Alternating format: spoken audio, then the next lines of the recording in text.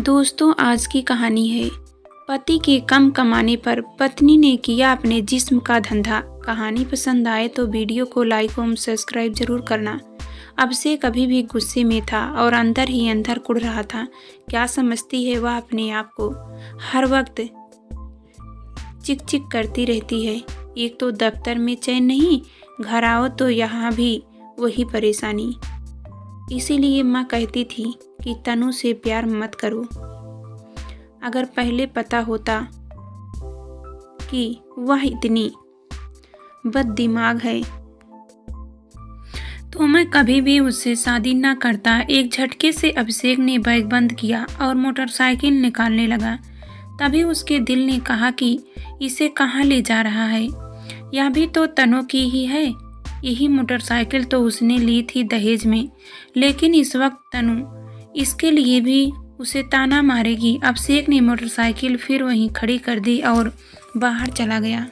Auto rickshaw सामने ही दिख गया। उसने ऑटो रिक्शा वालों को आवाज़ दी, कहाँ चलना है। ऑटो रिक्शा वालों के पूछने पर उसका दिल हुआ कि बोल दे कहीं भी चलो, मगर तनु को जलाने की गरज से बोला रेलवे स्टेशन ले देकर। अभिषेक का बस अपने गांव ही जाना होता है जहां सिर्फ रेलगाड़ी जाती थी। बाइक से वह सिर्फ दफ्तर के काम से जाता था। हाँ, एक दो बार तनु को साथ लेकर वह लखनऊ और बनारस जरूर गया था। कभी कभी तनु खींचकर कहती, ट्रेन या जहाज पर चढ़ने के लिए दिल तरस जाता है। सभी रिश्तेदार आसपास ही रहते हैं, सभी व्हाट्सएप पर रहते हैं, तो हालचाल पूछने भी उनके पास नहीं जा सकते। अभिषेक ने पढ़ लिख कर एक दवा की कंपनी में नौकरी कर ली थी, पर उसका छोटा भाई अभिजीत कम पढ़ा लिखा होने की वजह से खेती करता था। पिताजी हमेशा कहते थे, ज़्यादा पढ़कर क्या करेगी, सरकारी नौकरी तो मिलने से रही। मगर अभिषेक ने जिद पकड़ ली थी, नहीं बाबा, मैं खेती नहीं करूँगा। सरकारी नौकरी नहीं मिली तो किसी प्राइवेट कंपनी में ही नौकरी कर लूँगा। अगर अभिजीत चाहे तो आप उसे ही सौंप दीजिए यह खेती बाड़ी। फिर खेत भी तो इतने ज़्यादा नहीं जो दो भाई। वैसे अभिजीत अब और पढ़ना भी तो नहीं चाहता। दरअसल अभिषेक शहर जाना चाहता था क्योंकि वह तनु से प्यार करता था और जानता था कि तनु से शादी करके गांव में रहना पड़ेगा। तनु गांव में 2 मोहल्ले दूर रहती थी और उसके पिता के पास 20 एकड़ जमीन थी, ट्रैक्टर था। वे थोड़ी बहुत राजनीति में पैठ भी करते थे। एक ही जात के होने पर, कम पैसे वाले होने पर भी वे अभिषेक के लिए तैयार हो गए, क्योंकि उनकी पिछली जात में इतने पढ़े लिखे नहीं थे। तनु साथ ही पढ़ती थी। पिताजी चुप लगा गए। दूसरी तरफ माँ को जब अभिषेक और तनु के फलते फूलते प्यार में भनक लगी तो उन्होंने उसे समझाते हुए कहा, बेटा, तनु में क्या रखा है जो तू उस सांवली के पीछे पड़ा है। मेरी बात मान और तनु का पीछा छोड़ दे। मैं गोरी लड़की से तेरा विवाह करा दूंगी। मुखिया ने कई बार कहा है अपनी छोकरी के लिए। कह रहा था कि उसे अपनी बेटी के नखरे उठाने वालों कोई तेरे जैसा ही पढ़ा लिखा लड़का चाहिए जो बेटी की सेवा करे। उस दिन माँ बेटे में अच्छी खासी ठन गई थी। तब अभिषेक ने माँ को साफ साफ कह दिया था, मैं शादी करूँगा तो बस तनु से, नहीं तो किसी से भी नहीं। रेलवे स्टेशन पहुंचकर अभिषेक रिक्शा वालों को पैसे देकर अंदर चला गया। रास्ते भर वह यही सोचता रहा कि कहाँ जाए, मगर पहुंचने पर भी कोई फैसला नहीं ले पाया था। दिल्ली के लिए एक टिकट अभिषेक टिकट वाली खिड़की के पास जाकर बोला। तभी उसकी नज़र समय सूची पर अटक गई। दिल्ली जाने वाली गाड़ी का वक्त रात 10:40 था और घड़ी में अभी 4:20 बज रहे थे। उसने अपना हाथ बाहर खींचा और आगे बढ़ गया। अभिषेक प्लेटफार्म पर टहलते हुए अपना नाम सुनकर वह मुड़ा। मुझे पहचाना? मैं नीलिमा 8-10 साल पहले स्कूल में तुम्हारे साथ पढ़ती थी। मेरी शादी में भी तुम शामिल हुए थे। अभिषेक याद करता हुआ बोला। अरे पहचानूंगा क्यों नहीं, कैसी हो, कहाँ हो इन दिनों? नीलिमा ने हंसते हुए कहा, इसे शहर में एक रेस्टोरेंट में होस्टेस हूँ। तुम जानते हो ना, आजकल अपने शहर में भी हॉस्टेस रखी जाने लगी है। वैसे मेरी मौसी का घर है यहाँ, उन्हीं के साथ रहती हूँ। और मैं भी यहीं रह रहा हूँ। इत्तेफाक से इसी शहर में दवा की एक कंपनी में नौकरी करता हूँ। लेकिन तुम्हारी शादी तो औरंगाबाद में हुई थी ना, यहाँ काम करने वालों की बात समझ में नहीं आई। अभिषेक बोला। नीलू गमगीन होते हुए बोली, हाँ, मेरी शादी औरंगाबाद में ही हुई थी। 2 साल हुए पति से अनबन हो गई, तलाक हो गया है, एक बच्ची भी है जिसे मैं अपने साथ ले आई। गलती हम दोनों की ही थी, या शायद ज़्यादा मेरी ही। 2 साल तो अदालतों में निकल गए। अब मैं अपने पैरों पर खड़ी हूँ। कहने को यह जॉब बहुत अच्छी नहीं समझी जाती, पर मुझ जैसी 10वीं पास को और कौन सा काम मिलता। गनीमत है कि मैंने बदन को ठीक ठाक रखा।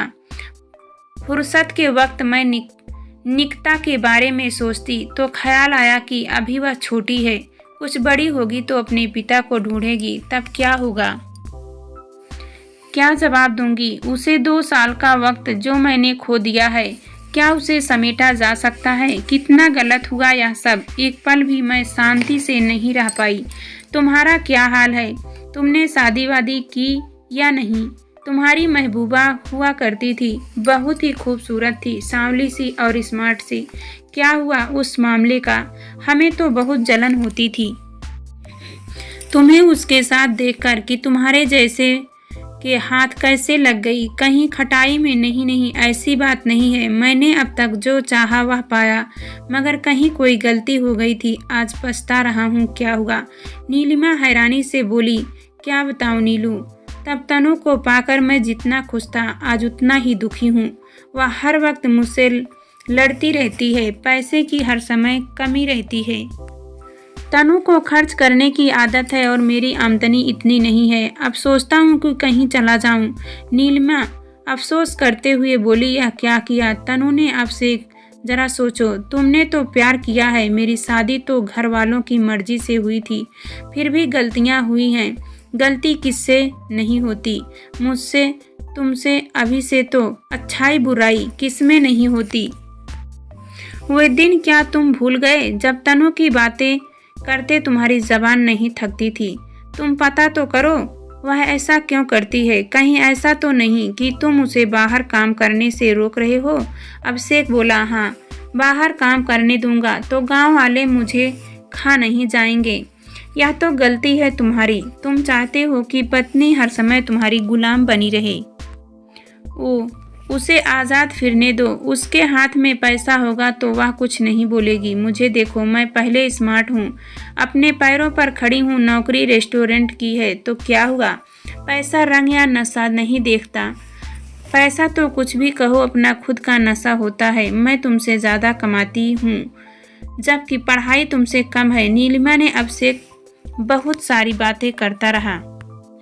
वह अपना फ़ोन नंबर देकर चली गई। अभिषेक बहुत देर तक वहीं बैठा सोचता रहा। शादी से पहले की तस्वीरें उसकी नज़रों के सामने से गुजरने लगी।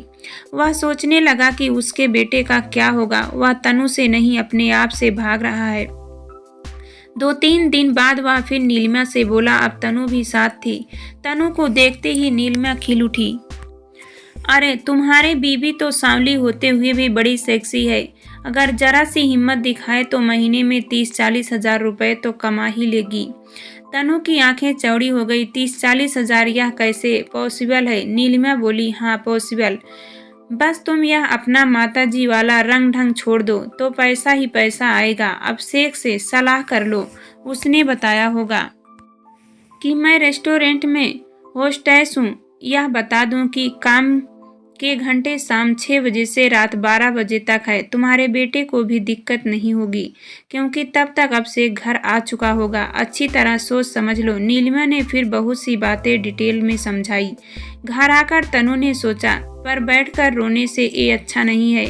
उसने नीलिमा के फ़ोन पर कहा कि वह तैयार है। नीलिमा ने उसे एक ब्यूटी पार्लर में बुलाया। 4 घंटे तक उसका मेकअप किया गया और जब वह निकली तो ब्लैक ब्यूटी थी। इतनी सुंदर तो वह शादी के समय भी नहीं लगी थी। नीलिमा बोली, आज तो मेरे बॉस का हार्ट फेल होगा ही। चलो मिलवाती हूँ। वह शहर से बाहर बने रिजॉर्ट में रेस्टोरेंट में ले गई। वहाँ उस जैसी 2-3 और लड़कियाँ थीं। बड़ा सा रेस्टोरेंट था जिसमें 30-40 टेबल लगी थी। नीलिमा मालिक से बोली, सर यह तनु है, मेरे गांव की, इसे पैसे की बहुत ज़रूरत है, आप इसे जूनियर हॉस्टेस के लिए रख ले तो मुझ पर बहुत एहसान होगा। मालिक ने बहुत नानुकर की कि रेस्टोरेंट का काम धीमा हो गया है, कम ग्राहक आते हैं, अभी गुंजाइश नहीं है। नीलिमा ने बहुत जिद की तो तनु ने भी हाँ कहा, मैं हर तरह का काम सीख लूँगी, आपको चिंता नहीं करनी पड़ेगी। यह सुनकर मालिक नरम हो गया। कुछ देर सोचने के बाद मालिक ने कहा, तनु मैं सोचता हूँ तुम बाहर बैठो। उसके बाहर जाते ही उसने नीलिमा को अपनी बाहों में लेते हुए कहा, मेरी जान कहाँ से पकड़ लाई इस ब्लैक ब्यूटी को, हमारा काम आसान कर देगी। यह लो अपना कमीशन 10,000 रुपये, तुम्हारा स्टेशन पर जाना बड़ा काम आता है।